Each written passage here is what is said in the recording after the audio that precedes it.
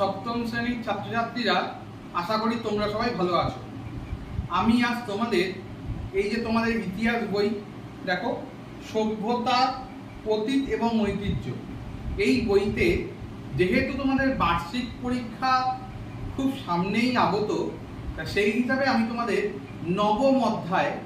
নবম অধ্যায়ের ওপরে কিছু প্রশ্ন শুরু করব।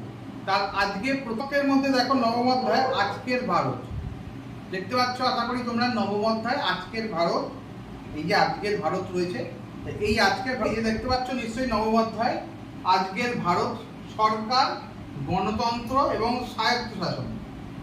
তাহলে এই অধ্যায়ের ওপর বেস করে আমি তোমাদেরকে পড়াবো। তা দেখো, সরকার, গণতন্ত্র এবং স্বায়ত্তশাসনের মধ্যে আমরা কিছু প্রশ্ন সিলেক্ট করেছি, যেই প্রশ্নগুলো তোমাদের পরীক্ষায়, বার্ষিক পরীক্ষায় বড় প্রশ্ন হিসাবে আসতে পারে। তাই সেই বড় প্রশ্নগুলোর মধ্যে আজকের একটা প্রশ্ন, যেটা তোমাদের খুব দরকারি, প্রশ্নটা দিয়েছি যে সরকারের কয়টি ভাগ, কি কি, এই ভাগগুলি কোনটি কি কাজ করে। এইটা তোমাদের যে প্রশ্নটা, প্রশ্নের নম্বরটা কি আসতে পারে সেটা তোমাদেরকে আমি লিখে দিচ্ছি। তাহলে সরকারের কয়টি ভাগ, এর জন্য নম্বর থাকবে 1। কি কি, তার জন্য নম্বর থাকবে 1। এই ভাগগুলি কোনটি কি কাজ করে, তার জন্য নম্বর থাকবে 3। তাহলে সমান সমান নম্বর হয়ে গেল 5। তাহলে তোমাদের বড় প্রশ্ন হিসাবে 5 নম্বরের প্রশ্ন, শিক্ষা পর্ষদের নিয়ম অনুসারে 5 নম্বরের ওপর সপ্তম শ্রেণীতে 5 নম্বরের অধিক নাম্বার দেওয়া যাবে না। সেক্ষেত্রে তোমাদের 5 নম্বরের জন্য যে প্রশ্নটা, তাকে যদি 3টে ভাগে ভাগ করা যায়, দেখা যাচ্ছে সরকারের কয়টি ভাগ। দ্বিতীয় প্রশ্ন কি কি, তৃতীয় প্রশ্ন এই ভাগগুলি কোনটি কি কাজ করে। তাই দেখো, সরকারের কয়টি ভাগ বলতে গেলে সরকারের মোট 3খানা ভাগ। কি কি ভাগ আমি তোমাদেরকে এখানে লিখে দিচ্ছি। সরকারের 3টি ভাগ। তাহলে আমি তোমাদের একটু শর্টে লিখাচ্ছি, না তোমাদের বোঝানোর সুবিধা হবে। সরকারের 3টি ভাগ।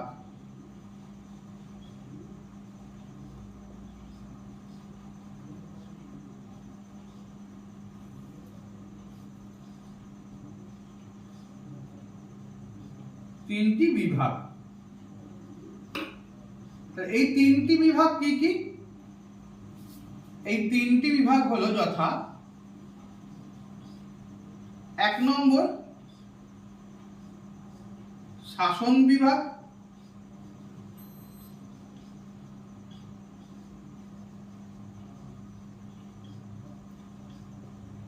2 নম্বর আইন বিভাগ,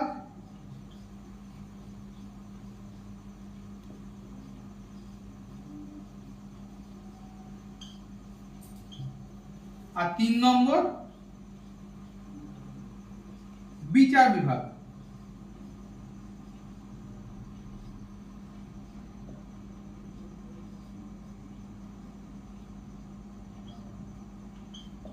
তাহলে আমরা জানি সরকারের এই 3টে বিভাগ। তাহলে প্রথম প্রশ্নটা আমাদের দিয়েছে সরকারের কটি বিভাগ, তার জন্য 1 নম্বর। আমরা 1 নম্বর পেয়ে গেলাম, সরকারের 3টি বিভাগ। দ্বিতীয় প্রশ্ন বলছে সরকারের বিভাগগুলো কি কি, তার জন্য কত নম্বর? 1 নম্বর। তাহলে 3টে বিভাগ লিখেছিলাম, শাসন বিভাগ, আইন বিভাগ, বিচার বিভাগ। তাহলে লিখে দিলাম, নম্বর পেয়ে গেলাম 1। তাহলে আমাদের এখানে কিন্তু 2 নম্বর উঠে গেল। এবার নেক্সট প্রশ্নটা বলছে যে এই ভাগগুলো কোনটি কি কাজ করে। তো এইবার আমি তোমাদের আইন বিভাগ, শাসন বিভাগ এবং বিচার বিভাগের কি কাজ করে সেইগুলো সম্বন্ধে বিশ্লেষণ করে বোঝাচ্ছি। তা তোমরা মন দিয়ে শোনো। বিভাগের প্রধান কাজ কি? আইন বলবৎ করা। আইন বলবৎ করা কথাটার অর্থটা কি? কোনো আইনকে জারি করা, সেটাই কিন্তু শাসন বিভাগের প্রধান কাজ। আর কি? শাসন বিভাগের রাষ্ট্রের সমস্ত প্রশাসনিক কাজগুলো, এই রাষ্ট্রের সমস্ত প্রশাসনিক কাজ মানে যেমন রাষ্ট্র কিভাবে পরিচালিত হবে, রাষ্ট্রের কোন জায়গায় কি ধরনের ব্যবস্থা কার্যকরী হবে। 2 নম্বর কাজ হচ্ছে প্রশাসনিক কাজগুলো ঠিক মতন দেখা। শাসন বিভাগের আভ্যন্তরীণ শান্তি শৃঙ্খলা রক্ষা করা। শাসন বিভাগের ক্ষেত্রে কিন্তু আভ্যন্তরীণ শান্তি শৃঙ্খলা বলতে কি বোঝায়? দেশের ভিতরে দেশের ভিতরে যাতে সমস্ত জায়গায় ঠিক করে সমস্ত প্রশাসনিক দিকগুলো দেখভাল ঠিক করে হয় সেদিকে লক্ষ্য রাখা। এছাড়া আইন প্রয়োগের ক্ষেত্রে প্রতিরক্ষা ব্যবস্থা দেখভাল করা। প্রতিরক্ষা ব্যবস্থা মানে কি?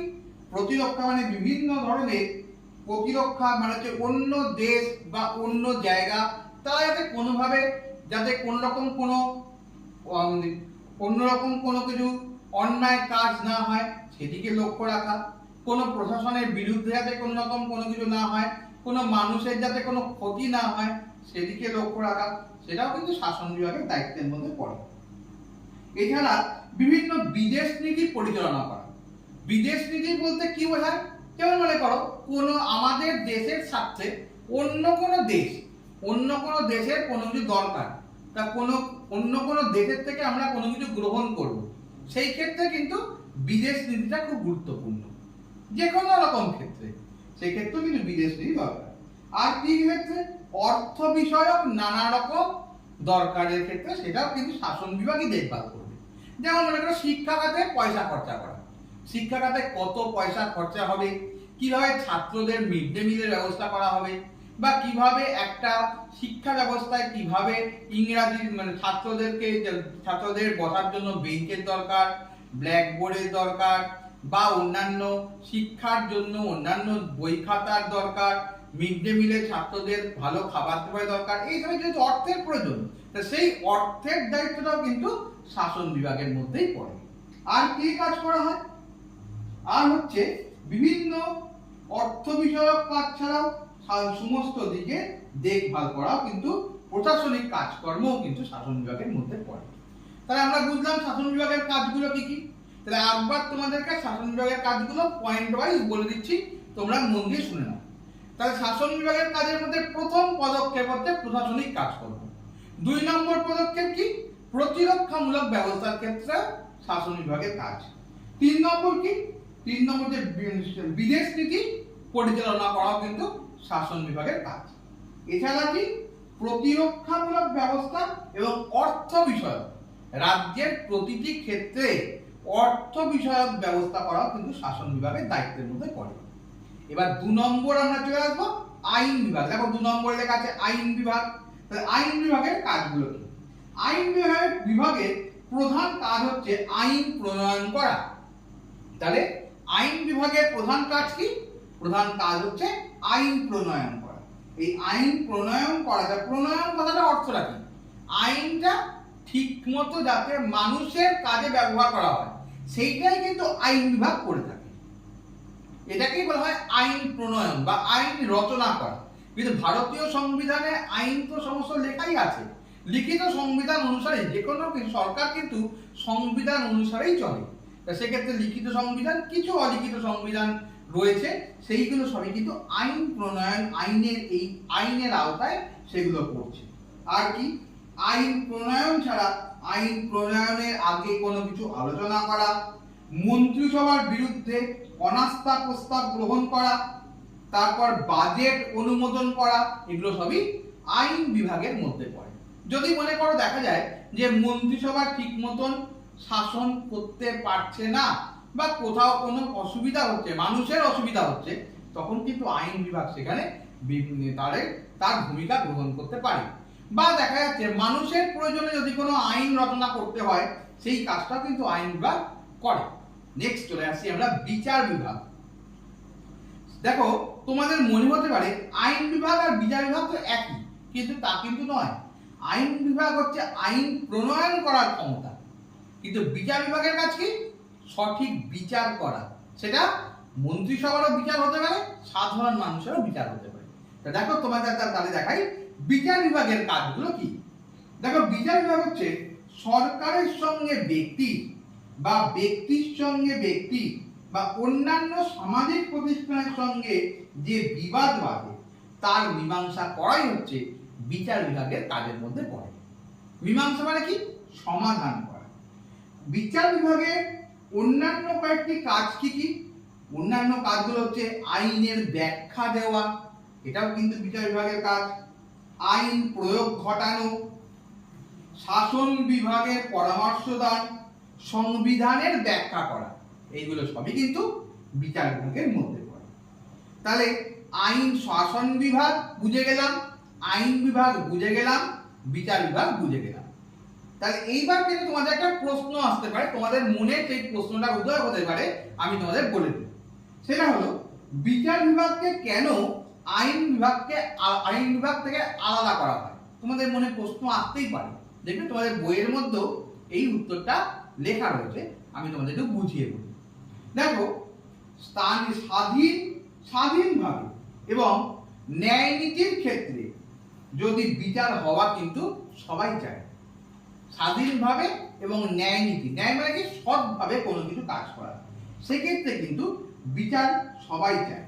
তা সেক্ষেত্রে কোনোভাবেই যেন সুবিচারের পথ যাতে বন্ধ না হয়ে যায়, তার জন্য বিচার বিভাগকে কিন্তু আলাদা করা হয়েছে আইন বিভাগ থেকে।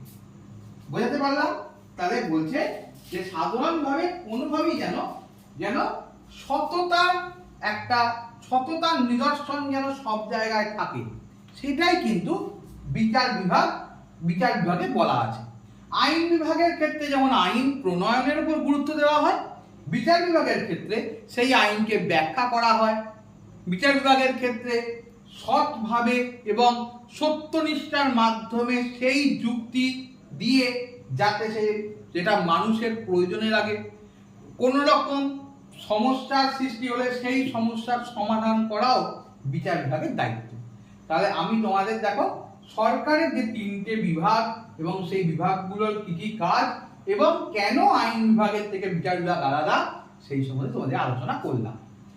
এইবার যদি তোমাদের এই আলোচনার মধ্যে যদি কোথাও কোনো জায়গায় বুঝতে অসুবিধা হয়ে থাকে, তোমাদের যদি বুঝতে অসুবিধা হয় যে স্যার আমরা এখানটা বুঝতে পারলাম না, অবশ্যই তোমরা কমেন্টের মাধ্যমে জানাবে। আর এক্সট্রা যদি আরো কোনো প্রশ্ন তোমাদের জানার থাকে যে স্যার আমরা নবম অধ্যায়ের এই প্রশ্নটা যদি আমাদের বলো, তাহলে স্যার ভালো হয়। যদি তোমরা বলো, তোমরা কমেন্টের মাধ্যমে সেটা আমাকে জানাবে, আমি সেই প্রশ্নটা নিয়ে তোমাদেরকে আলোচনা করে দেব।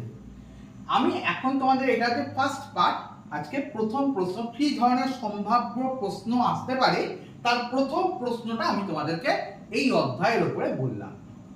পরের ভিডিওতে আমি এইভাবে তোমাদের নেক্সট আরো কি কি বড় প্রশ্ন 5 নম্বরে আসতে পারে সেই নিয়ে আলোচনা করব। তাহলে আজকে এই যে প্রশ্নটা করা হলো, যদি তোমাদের ভালো লাগে তাহলে অবশ্যই লাইক, শেয়ার, কমেন্টস এবং সাবস্ক্রাইব করবে, পাশে থাকা বেল আইকনটা প্রেস করে দেবে। তাহলে আবার যখন আমি তোমাদের নতুন ভিডিও আপলোড করব, সাথে সাথে নোটিফিকেশনে চলে যাবে। বুঝতে পারলাম? তাহলে সাথে সাথে নোটিফিকেশনে চলে যাবে। আজ তাহলে এই বলেই আমি শেষ করছি। তোমাদের এই বিষয়ে যদি কোনো, আমি আবারও বলছি, যদি কোনো প্রশ্ন বুঝতে অসুবিধা হয় বা যেটা আলোচনা করলাম সেই জায়গাতেও যদি বুঝতে অসুবিধা হয়, অবশ্যই তুমি কমেন্টের মাধ্যমে জানাবে, আমি তোমাদের উত্তর দেওয়ার চেষ্টা করব। আশা করি তোমরা আমার কথা বুঝতে পেরেছো। তোমরা যাতে পরীক্ষা ভালো করে দাও, তোমাদের যাতে রেজাল্ট ভালো হয়, তাতেই আমার আনন্দ। সেই জন্য তোমরা ভালো করে মন দিয়ে পড়ো, ভালো করে বোঝো, বুঝে বাড়িতে বারবার লেখা অভ্যেস করো একটা সময় মেনটেন করে। তাহলে সেই সময়ের মধ্যে যদি তোমরা লেখো, তাহলে তোমরা বুঝতে পারবে যে আমরা ঠিক মতন লিখতে পারলাম কিনা, এবং তারপর বাড়ির বড়দেরকে দিয়ে একবার চেক করিয়ে নাও, বা মাস্টারমশাইদের দিয়ে বা গৃহশিক্ষককে দিয়ে একবার চেক করিয়ে নাও যে স্যার আমার জিনিসটা ঠিক হয়েছে কিনা। প্রয়োজনে যদি তোমরা মনে করো, আমি একটা নাম্বার তোমাদেরকে দিয়ে দেবো, সেই নাম্বারে আমাকে হোয়াটসঅ্যাপ করে দিতে পারো, আমি তাতেও তোমাদের নাম এবং তোমাদের নাম্বারটা দিয়ে দেবে, আমি তাতে তোমাদেরকে হোয়াটসঅ্যাপে জানিয়ে দেবো। আরেকটা কথা, আমি অফলাইনেও পড়াই, অনলাইনেও পড়াই। যদি তোমাদের প্রাইভেট পড়ার দরকার হয় তাহলে আমার সঙ্গে যোগাযোগ করতে পারো। আমি যে নাম্বারটা তোমাদের দেবো, রাত্রি 10টার পর তোমরা যদি ফোন করতে পারো, আমি তোমাদের সঙ্গে যোগাযোগ করে দেব।